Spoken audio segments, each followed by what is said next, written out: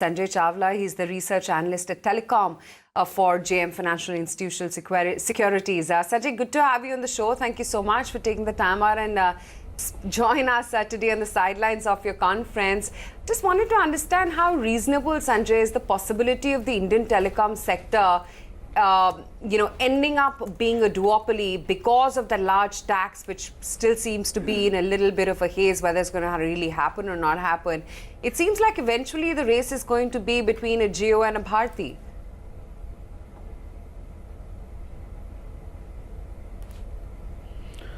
So I think the ball is in the government's court right now, because if government is not going to provide any relief, which means government is kind of okay with the two-player market. So government has to provide a lot of relief. There are a lot of measures that they need to undertake to ensure and preserve a three-player market. So I think it all depends on government now, because shareholders, if you see, of both and also Vodafone Idea, brought in a lot of equity in the last 12 to 18 months. Vodafone Idea has brought in almost 38,000 crores of equity. And Bharti has also done a rights issue, 25,000 crore. And they also did an IPO of the Africa unit. So there's a lot of money that they have brought in, and now I think from here, I don't think someone like Vodafone Idea can absorb a 40,000 crore AGR related bill without some support coming in from the government. True. But could Vodafone Idea really take that huge demand made from it, considering the current balance sheet? It's a sizable sum, like you yourself just highlighted.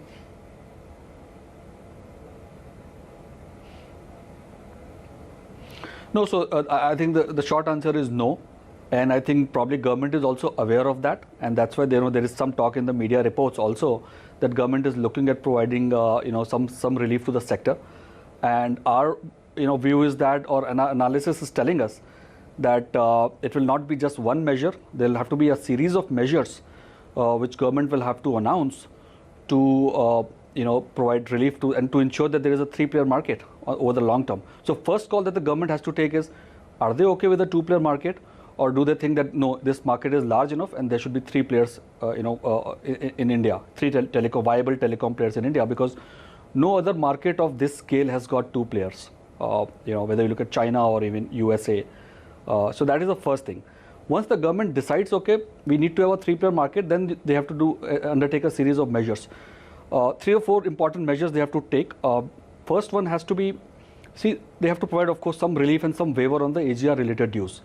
So out of the, let's say, 40,000 crore, perhaps they need to waive off the penalty and the interest on penalty. Okay, so they can probably ask them to pay up base amount, which is the underpayment, accumulated underpayment over the last 10-15 years, they have to pay, and the interest on that. That is what they may be required to pay. And that too also government has to collect it over a period of 6 to 7 years. They can't just ask them to fork out this money in the next 3 months or 6 months. So that's the second relief.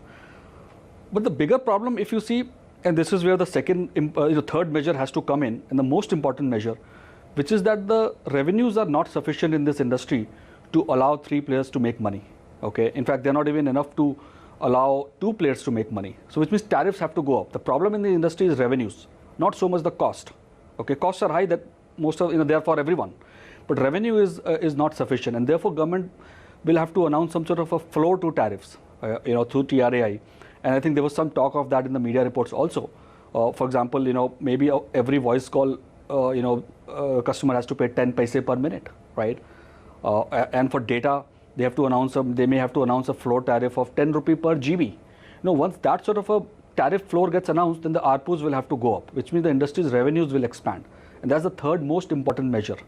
Okay. Beyond that, I think, yes, Vodafone Idea also has got, some cash flow issues. They have cash, but that's only going to last another 12 months or so. So government will need to provide them some moratorium on the spectrum installment. And for Vodafone Idea, that's annually 12,000 crores. So, and there is some talk of giving a two-year moratorium. So that's the fourth measure in our view. Fifth, the I just want to... debt is attracting a interest rate of 9.5%.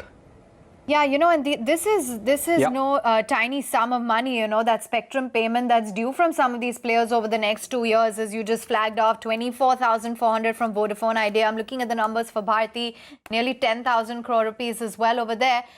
So just wanted to get an outlook then. What is your expectation when it comes to Bharti Airtel? Do you think that in this case you were talking as well about, maybe two players for the sector? Do you think it could end up becoming a beneficiary? And what is the outlook in terms of the deadline for IUC? How long do you expect it to be extended?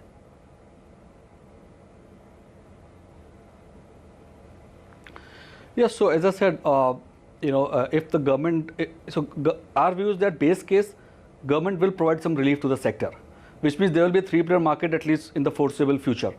And that will also, help Bharti in the sense, Bharti will also save some cost on the AGR related dues, but it will be a three-player market.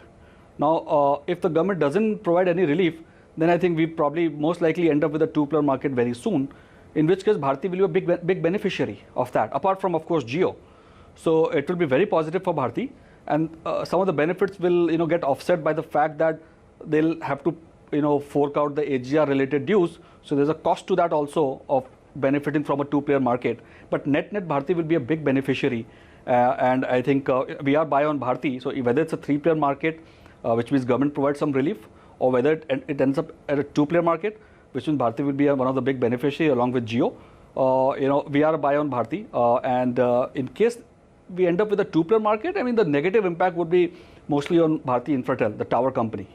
But the telcos will really benefit, Jio as well as Bharti Airtel. So how soon do you think we're likely to see a tariff increase then?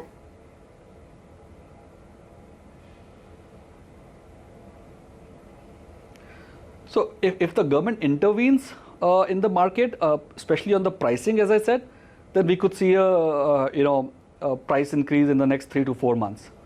But if government stays away, then I think we'll see lower pricing for still a while.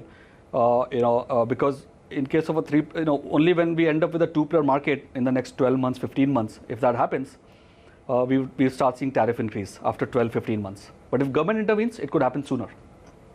How is it that you're really scouting this entire 5G opportunity? And do you think it would be Jio which would really grab the bigger piece here?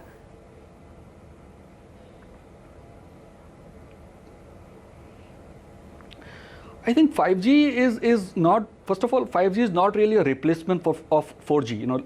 4G replaced 3G.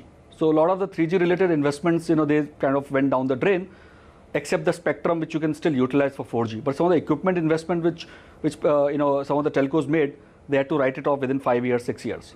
But 5G is of a different nature. It will open up new revenue opportunities. So there's a different business case for 5G. But I think the issue here is what sort of a price telcos should pay for the spectrum. Right now the prices are very high, and I don't think even Jio would want to buy 5G spectrum at such prices. So prices have to come down for the business case to become viable on 5G, and that's not going to happen in a hurry. Even though Jio is probably capable of buying 5G spectrum, other telcos are not. But as I said, the price is so high that even Jio would want to wait. The other issue is that we don't have a very robust handset and device ecosystem for 5G. Apart from the use cases, some of the use cases where you're going to use 5G, some of those use cases are still being developed. So I think we are not expecting 5G to be kind of launched commercially and nationally in India in the next 2 to 3 years. Not in the next 2 years for sure. All right, thanks so much for joining us then, Sanjay, and talking us through the latest in telecom. Good chatting.